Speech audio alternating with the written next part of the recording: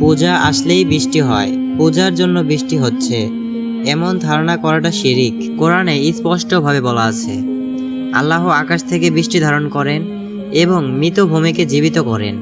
সূরা রম।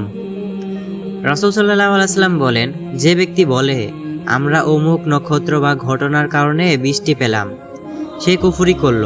আর যে বলে আমরা আল্লাহর ফরজ ও রহমতের কারণে বৃষ্টি পেলাম, সে ঈমানদার। সহিহ বুখারী ও মুসলিম। যদি কেউ বিশ্বাস করে পূজা বা কোনো উৎসবের জন্য বৃষ্টির কারণ, তাহলে এটি সরাসরি শিরিক। আল্লাহ ছাড়া অন্য কিছুর সাথে সৃষ্টি সম্পর্ক করা ঈমানের জন্য ভয়াবহ। বৃষ্টি আসবে শুধু আল্লাহর ইচ্ছায়, কোনো পূজা বা কোনো মূর্তি বা উৎসবের কারণে নয়।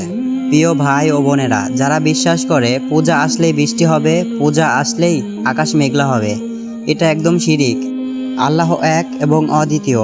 আল্লাহ তাআলা চাইলে সব কিছু করতে পারেন।